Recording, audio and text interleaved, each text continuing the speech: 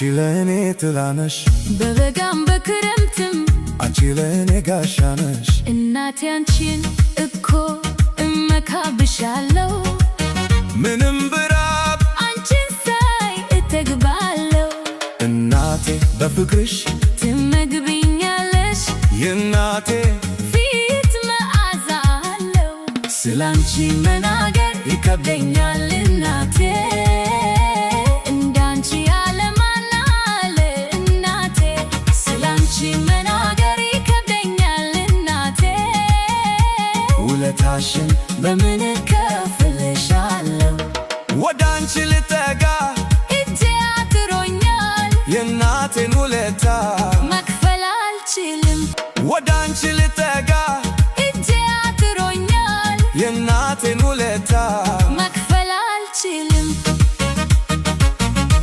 መክፈል አልችልም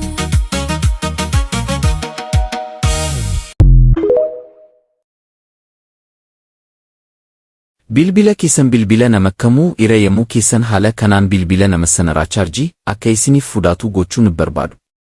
Yemmuu akkas ta'e viidiyoo kana like share gochuudhaan yeroo shan koppii linkii naaf godha. Dursa appilikeeshiniin tokko waan isin barbaachisuuf dursa gara Play Store deemuudhaan iddoo sarchii kana biraatti Kaayyoo Pro jettanii search gootu achiin dursa install gochuudhaan achiin open jettanii seentu.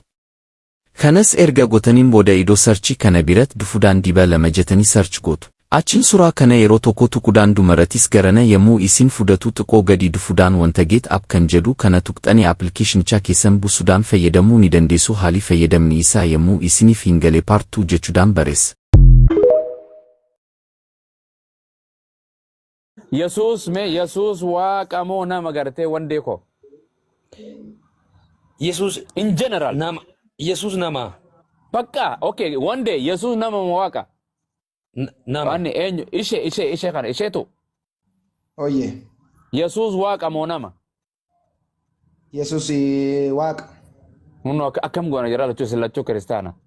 Akkaataatti amanedhan. Akka itti amanee miti wangeela keessan kun ayyeetti fidi inni waaqa jedha. Oromoon ilmaan lama dhale Booranaa fi Bereentoo dhale. Booranaan 11 dhale, Bereentoo 5 dhale. 11chi Booranaa daadhii taakka goofa lama garrii sadii gurraa afur gidaaraa 5 goreeja amma Saladin Abdii Muummee asheeti.